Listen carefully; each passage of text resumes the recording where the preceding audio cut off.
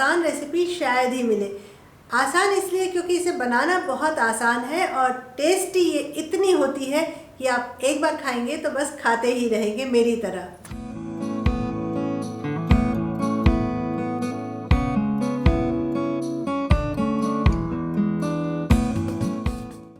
कच्चे आम लिए हैं और इसे छील लिया है और आज इसे मैं थोड़ा डिफरेंट शेप देने के लिए इस तरीके से गोल गोल काट रही हूँ।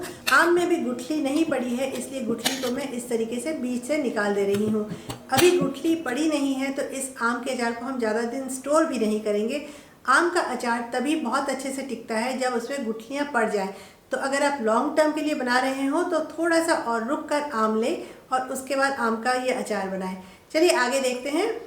तो आम हमने इस तरीके से सारे काट लिए हैं। गोल गोल मैंने इसलिए काटा है कि देखने में थोड़ा ये अच्छा लगेगा। और मैंने आधा किलो आम लिया है तो उस हिसाब से मैं सारे मेजरमेंट बता रही हूँ। आप जितना आम लें आप प्रोपोर्शनेटली मसालों की क्वांटिटी उस हिसाब से बढ़ा या घटा लें। तो इसमें 1 कप हम डालेंगे शक्कर, आधा चम्मच काला नमक, आधा चम्मच नॉर्मल नमक, आधा चम्मच काली मिर्च के दाने, काश्मीरी लाल मिर्च आधा चम्मच, दालचीनी 1 छोटा टुकड़ा, बड़ी इलायची 1,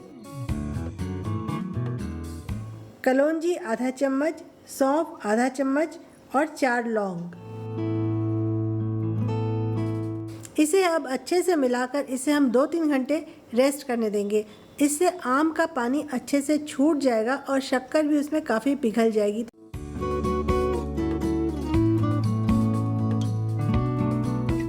तो इसे मैं ढककर छोड़ दे रही हूँ।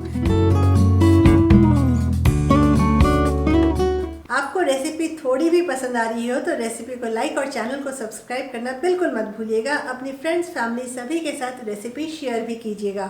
एक छोटी सी बात आपको और याद दिला दूँ, फ्राइडे को आता है मेरा ट्रैवल वीडियो और मंडे, ट्यूसडे, वेडनेसडे और सैटरडे को आता है मेरा कुकिंग वीडियो। तो करीब 2.5 घंटे बाद ये देखिए मैं इसे खोल कर देख रही हूँ तो आम का काफ़ी पानी निकल गया है और शक्कर भी इसमें काफ़ी घुल गई है। इसे हम एक बार और अच्छे से मिला लेते हैं। अब चलिए इसे हमें पकाना है।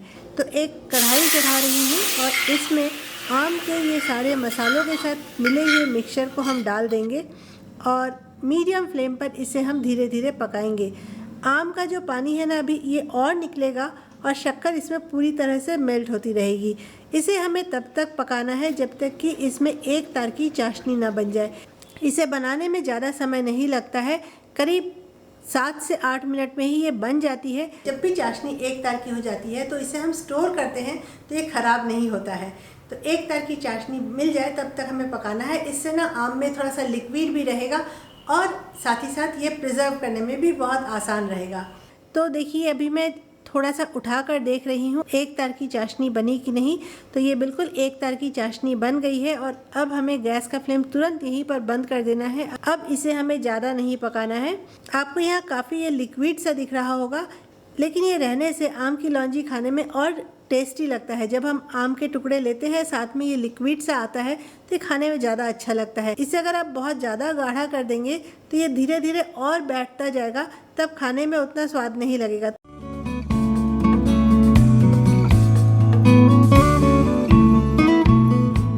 तो हमारा ये आम का अचार एकदम तैयार हो गया। इसे हम अपने आप ठंडा होने देते हैं। जब ये ठंडा हो जाए तब इसे हम बॉटल में भरेंगे। बॉटल के साथ आप सिर्फ इतनी सी सावधानी रखें कि बॉटल को आप अच्छे से धोकर धूप में थोड़ी देर के लिए ज़रूर सुखा लें। धूप में सूखी हुई बॉटल में अगर आप अचार रखते हैं तो वो कभी भी ख़राब नहीं होती है, लेकिन धूप में सुखाने के बाद उसे कपड़े वपड़े से ना पोंछें, बस धूप में सूखी हुई बॉटल में डायरेक्ट आप इसे भर दें।